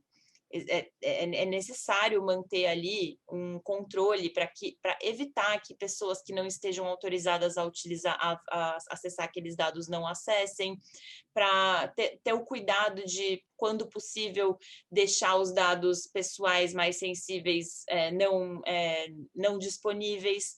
Todos esses cuidados aqui para a gente respeitar outros direitos, né, dos titulares, que é de ter os seus dados tratados de forma adequada. Mas em relação à base legal, eu entendo que sim, poderia ser aplicada essa base legal de estudos por órgãos de pesquisa sem a necessidade de um consentimento.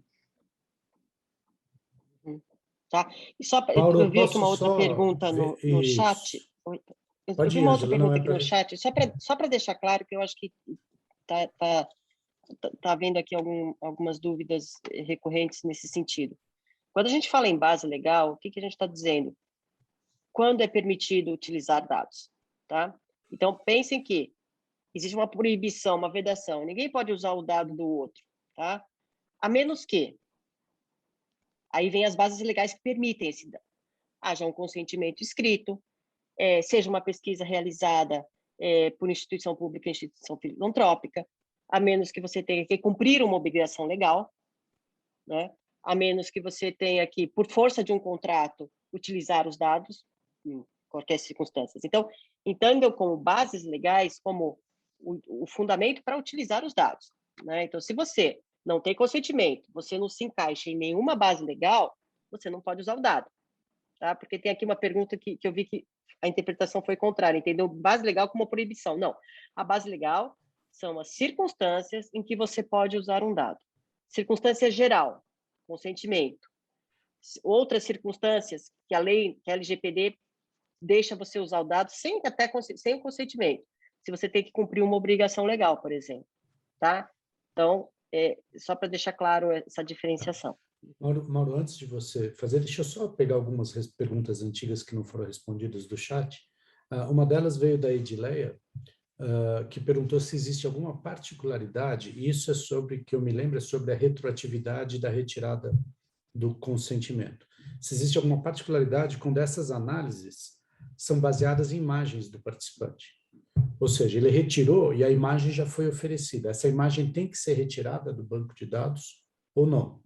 Eu acho que é isso que ela quis dizer, Edileia. Se eu estiver errado, você me corrija.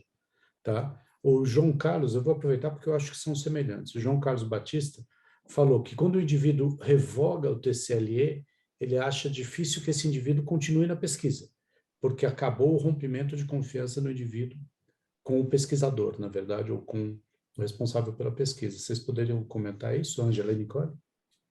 Uhum. Edileia, eu acho que a foto do indivíduo, através dessa foto você consegue identificar a pessoa, ou é só uma foto de uma parte do corpo, do efeito, não, enfim, na pele? Ângela, não, é o seguinte, é foto, por exemplo, é um estudo sobre ruga, sobre câncer de pele na região exposta, que é o rosto, por exemplo. Né? É uma foto do rosto da pessoa. Tá bom, então identificável. E aí, então é uma informação que pode identificar a pessoa. Autoriza. Está escrito no TCLE que ela sabe que a foto, a imagem dela vai ser usada para análise de dados da pesquisa. E ela concordou, tudo bem. Aí a gente discutiu essa questão. A hora que ela resolve revogar o TCLE, né? Essas fotos não poderão mais ser usadas.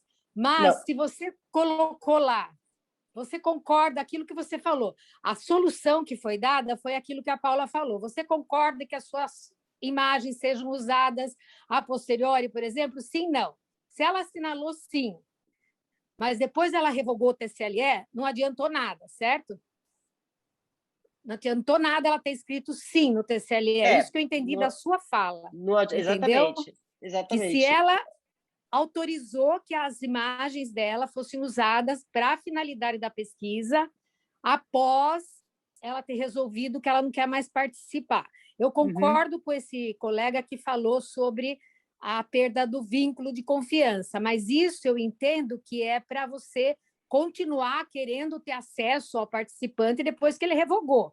Aí acabou, não tem mesmo jeito, mas não em relação aos dados que já foram coletados e que, por acaso, incluem uma fotografia.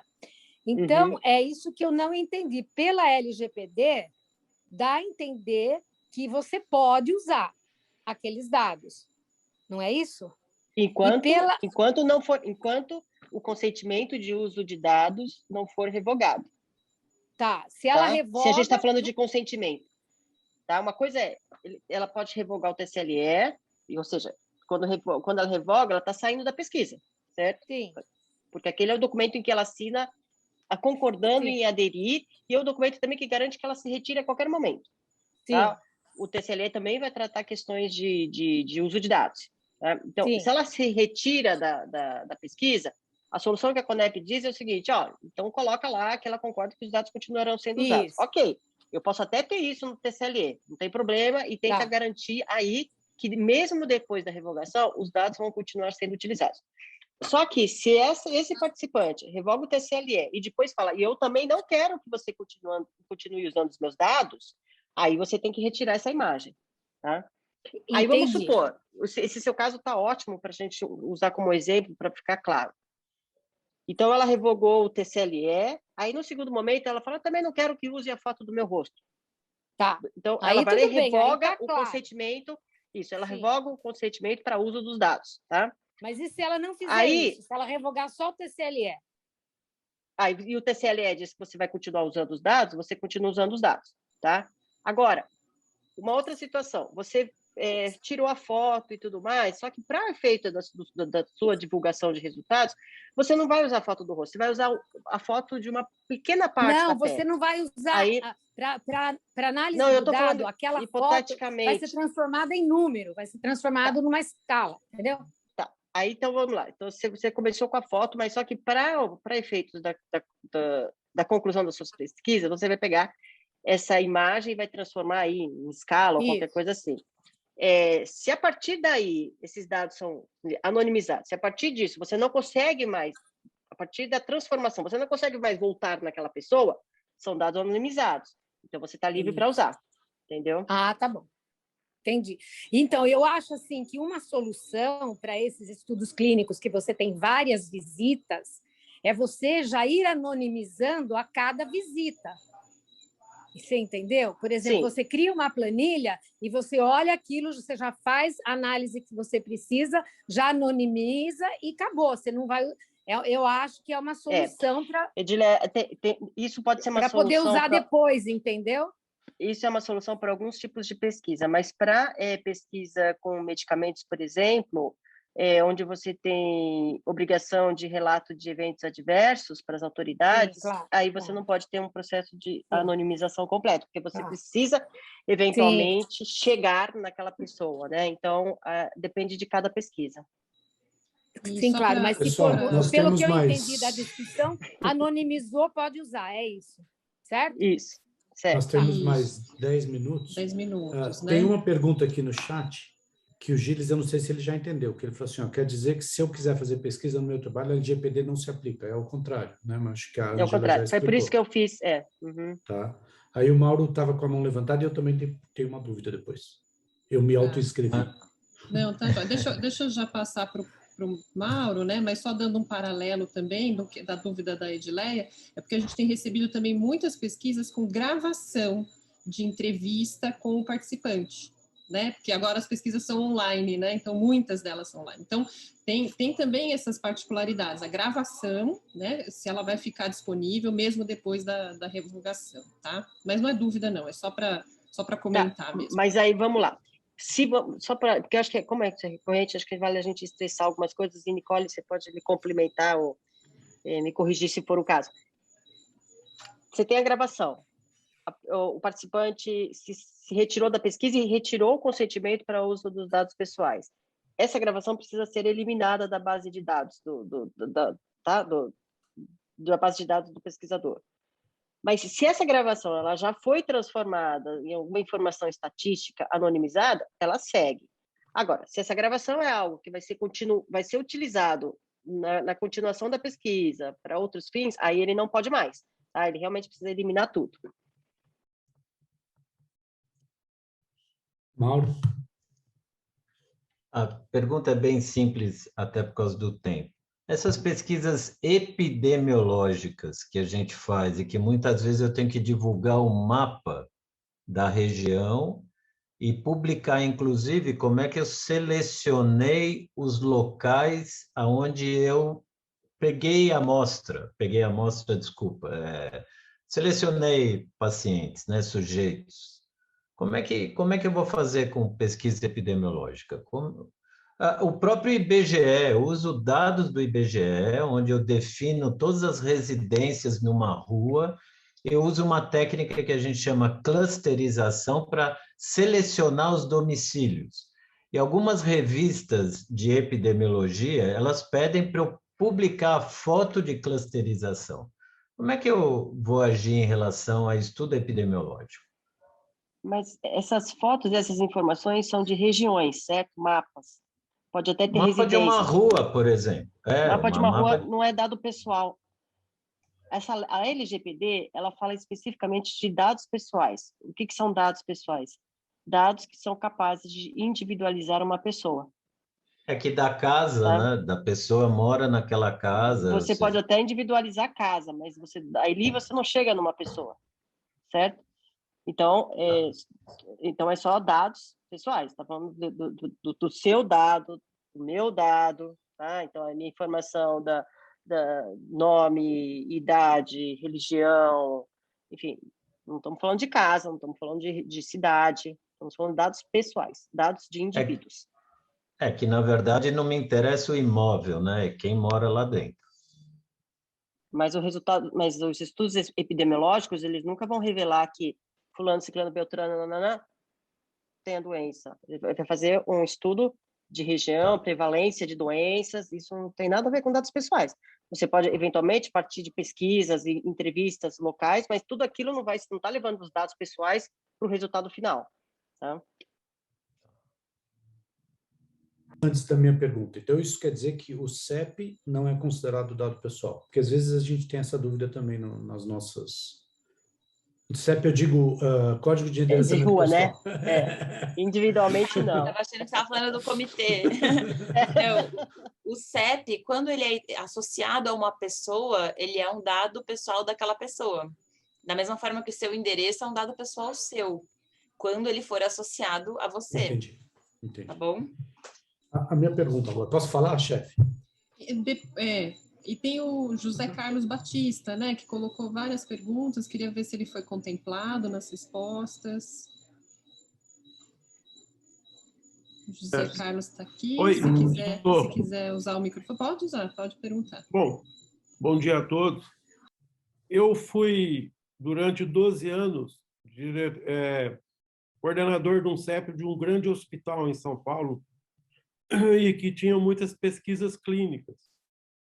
E não só do próprio hospital, mas como nós éramos um CEP muito grande, a gente fazia de outros, vários. Tivemos vários problemas, inclusive legais, tivemos que resolver. Mas uma das coisas que eu gostaria de deixar aqui é o seguinte, é o problema de guardar os dados. Porque está dizendo 5 anos, mas 5 anos a partir do dia que o indivíduo foi incluído ou quando terminou a pesquisa. E depois, fazer o que com esses dados? O Conselho Federal de Medicina, ele deixa muito claro que eu tenho 20 anos para guardar os dados após a última consulta ou internação. E o que fazer com esses dados depois? Eu posso destruí-los, mas eu tenho que pedir autorização para a família se eu devo fazer isso, ou então entregar ao responsável legal. Isso é o que o Conselho obriga a fazer isso, com os dados que eu tenho dos doentes. E numa pesquisa clínica não deixa de ser diferente. Então, eu não entendi aqueles 5 anos, né? E quando que eles iniciam e quando que eles terminam. Okay. Eu acho que isso aqui é de grande importância que seja bem esclarecido, né? Sim, é bem importante esse seu comentário, porque de fato são prazos distintos, estabelecidos em normas diferentes também. Então, só para contextualizar, a 466, ela vai estabelecer o prazo de 5 anos para a manutenção dos dados da pesquisa a partir do término da pesquisa. E dados da pesquisa, os dados da pesquisa em si, não necessariamente os dados do participante daquela pesquisa, são os dados, o conjunto de dados da pesquisa precisam ser mantidos por, no mínimo, 5 anos, a partir do término da pesquisa. A norma de prontuários, que é a lei de prontuários, exige que o médico guarde esses dados de prontuários, tá, dos seus pacientes, pelo prazo de 20 anos. Então, quando se tratar de um paciente que tem um prontuário junto com o médico, esse médico ele fica obrigado a resguardar e a manter esses dados do prontuário por 20 anos, independentemente se é um dado de pesquisa ou não. Não, sim. Eu quero saber o seguinte, o que eu vou fazer com esses dados da pesquisa? O que fazer nos doentes, eu sei. Eu fui diretor clínico do Hospital São Paulo 5 anos, então você imagina o que eu tive de problemas de ir na justiça e tudo mais por isso. Eu quero saber da pesquisa, porque, e daí? O indivíduo termina e faz o que com isso?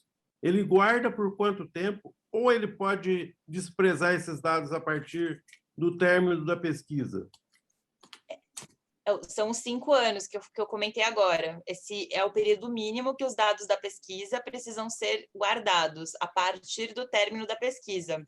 Precisam ser armazenados pelo período de 5 anos. Depois de 5 anos, você não tem mais a obrigação de manter esses dados em nenhum lugar armazenados. Não é mais uma obrigação legal. Então, eu devo destruí-los para que outra pessoa não os use, é isso? Não necessariamente, não é uma obrigação destruir. Você só não precisa mais guardar. E aí Sim, você se eu não dá a destinação adequada para eles. Você está autorizado a destruir. Você está autorizado a destruir. Então, porque se eu não destruir e eu deixar jogado, guardado dentro de uma sala e alguém entrar, eles vão ter acesso do mesmo jeito. Então, aí tem que ser bem claro o que fazer. Destrói ou não destrói, ou tem que pedir autorização também para o responsável legal? Então, a norma ela não diz o que você tem que fazer depois. A norma só diz que você tem que guardar por um período X. Terminado esse período, você pode fazer o que você quiser com esse material. A destruição, como você sugeriu, pode ser a maneira mais segura para que ninguém, vamos dizer, roube esses dados ou faça um uso indevido desses dados que você tinha obrigação de guarda, né? Então, pode ser uma solução prática, efetiva. Mas você não está obrigado, como a Nicole falou, você não está obrigado a destruir, né? Então, a lei não fala o que você tem que fazer. A lei, de repente, você fala assim, não, eu vou guardar aqui mais um tempo esses dados são interessantes. O Conselho Federal de Medicina, ele fala, ou eu destruo, ou eu devolvo ao responsável legal. Está bem claro na norma do Conselho Federal de Medicina. Então, você pode fazer uma das duas coisas. Isso em relação aos prontuários. Sim, outra coisa que eu achei aqui do TCLE. O TCLE é o seguinte, se o indivíduo ele retirou, quer dizer, ele revogou a permissão, a partir daquele momento, esse indivíduo, eu não posso fazer mais nada, continuar a pesquisa, eu acho melhor retirá-lo da pesquisa. Essa é a minha opinião. Você tem que retirá-lo. Você tem que retirá-lo da pesquisa, se ele não quer mais participar. Isso, mas veja bem que não foi isso que está escrito, que você poderia utilizar incompletos esses dados. Pode ver que tem alguma coisa. Eu acho o seguinte, se o indivíduo revogou, ele é zero, ele não existe mais naquela pesquisa. E os dados serão mantidos, sob guarda. Não, se os dados que você coletou desse indivíduo eles foram anonimizados, você não consegue nem retirar mais os dados dele. Porque você não sabe mais quais são, o que foi o dado dele. Então, os dados dele continuam na pesquisa, certo? Esse é um problema de trazer inconformidade com a pesquisa. Porque se eu preciso te acompanhar há 5 anos, o indivíduo te retirou no 2º ano, aí como é que eu fico para essa pesquisa? Esse é um problema. São várias coisas, são coisas distintas aqui. Uma coisa é o direito do participante se retirar da pesquisa, o direito dele pedir que os dados dele não sejam mais utilizados. A outra coisa é a obrigação de guarda do material de pesquisa. Então, são situações diferentes. Eu entendi perfeitamente. O fato de você guardar o material não significa que você vai usar. Aliás, você não pode usar, mas a norma te obriga a guardar. Então, você não usa mais os dados e guarda. Eu entendi. Eu estou dizendo é o seguinte, eu tenho uma pesquisa que vai durar 5 anos, o indivíduo sai com 2, e eu vou continuar usando esses dados, são incompletos. Porque Posso dar uma palavrinha, professor? É assim, dependendo até o momento que o senhor coletou, a estatística consegue usar. Exato. Eu não confio esse trabalho, se chegar na minha mão, eu não confio, e se eu for o revisor, ele não será aprovado por mim. Muito bem. Tem mais alguém? É o Wallace, né, que gostaria? Bom, nós estamos 2 minutos atrasados, mas eu queria só fazer uma pergunta, porque também é muito recorrente. Posso falar agora? Pode. Porque é muito recorrente nas nossas plenárias. Eu, Laércio, tenho certeza que vai concordar comigo. E talvez eu tenha perdido alguma coisa, Nicole, eu peço desculpas, que eu estava respondendo o chat, talvez você tenha respondido isso. A pergunta é assim, baseado na LGPD, mas eu quero usar isso como um paralelo para os projetos de pesquisa. Quem pode anonimizar? Por quê? A gente fala assim, olha, esses dados foram anonimizados, tá certo? Aí, a partir daí, está livre. Vocês deu a entender o seguinte, uma instituição anonimiza os dados, aí esses dados passam a ser livres da LGPD. A minha pergunta é um pouco mais específica, é dentro da instituição, porque no nosso projeto de pesquisa, todo pesquisador fala, os dados foram anonimizados. A minha pergunta é, quem que anonimizou? Ou seja, toda a equipe sabe quem são os pacientes. Você fez isso muito claramente para o patrocinador, ou seja, o patrocinador só teria dado aos dados anonimizados. Mas e dentro da equipe? Você entendeu a minha pergunta? Por quê? Isso é tão recorrente, e isso acho que você hoje pôs uma luz muito forte para a gente, de quando a gente falava assim, olha, mas quando eu pego os dados da ficha para chamar um paciente, eu já quebrei a anonimização. Você deixou claro, isso é pré-TCLE em um hospital público ou filantrópico, eu poderia fazer isso. Isso, para mim, isso já não tem preço, de tanto que a gente já discutiu isso. Mas a minha pergunta agora é o pós-TCLE. Eu tenho um pós-TCLE, eu tenho uma equipe de 20 pessoas na minha pesquisa. Quem que pode ver esses dados antes de anonimizar? Eu nem estou discutindo o patrocinador, tá? Tá. Wallace, toda a equipe da pesquisa pode ter acesso aos dados. É até impossível a gente restringir ali esse acesso dentro da equipe de pesquisa.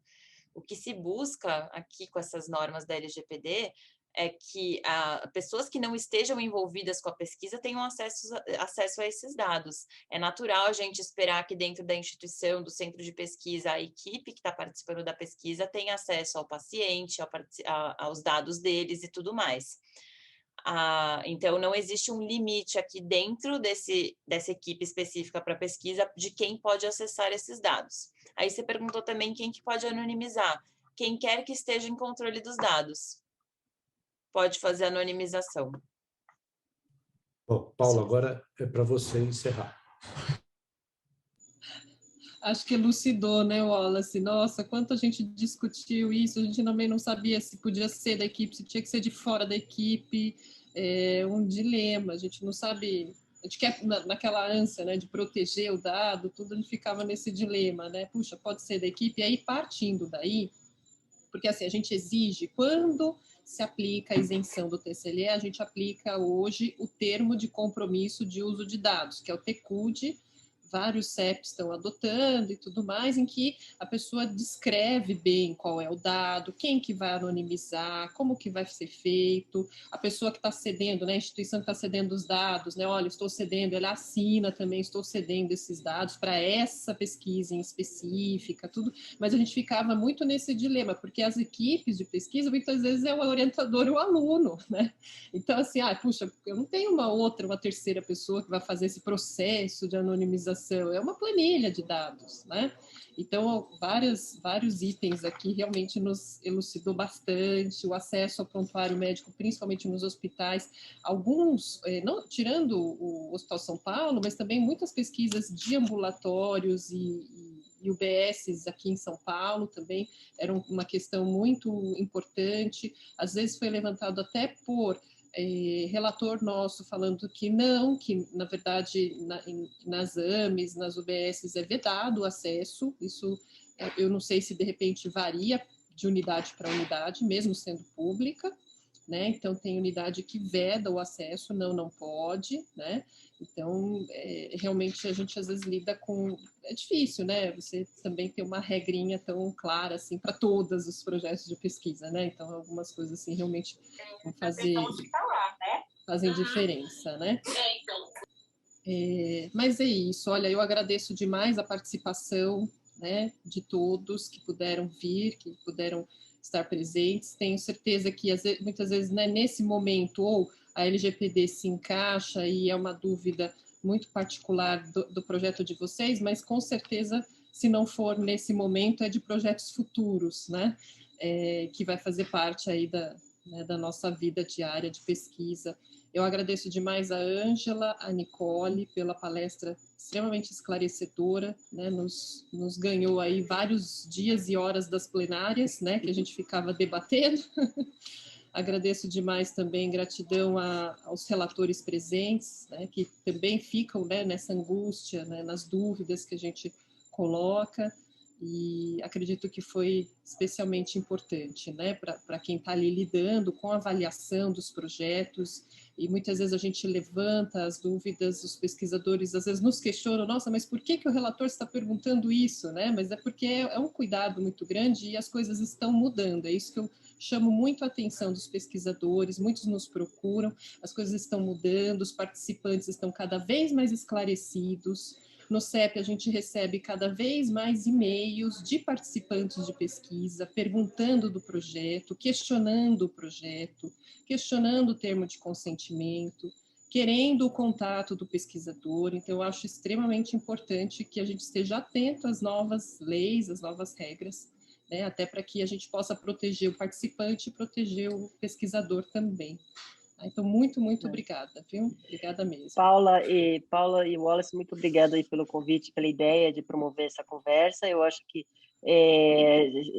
as perguntas são super interessantes, eu acho que é onde a gente consegue realmente esclarecer as dúvidas e talvez firmar alguns entendimentos. Acho que a partir de agora, como a gente já fez essa apresentação para dar o panorama da lei, acho que a gente pode, sim, marcar um outro encontro e a gente vai diretamente para algumas questões recorrentes, a gente pode ir, né, anotando aí essas dúvidas recorrentes e aí promover um outro encontro para a gente discutir aí, sim, um pouco mais especificamente, talvez usar o tempo todo para tratar das dúvidas, né? Bom, gente, então, eu só queria estamos lembrar, aqui à disposição. Eu só queria lembrar que a apresentação da Nicole e da Ângela vai estar no nosso canal do YouTube. É só procurar no YouTube lá, CEP Unifesp, que vai achar. Tá bom? Perfeito. Um abraço. Nicole, quer terminar, Obrigada. Nicole? Gostaria de agradecer aqui a oportunidade e fico à disposição para tirar mais dúvidas que eu sei que vão surgir ao longo das análises de vocês. Aí Deixa seu celular para o Laércio, por favor. Obrigada, viu? Boa tarde, bom almoço para todos. Boa, Wallace. Boa, eu quero o celular dela também, Wallace. Então, tá bom. Obrigada, gente. Tchau, gente. Obrigada. Bom dia. Tchau, tchau.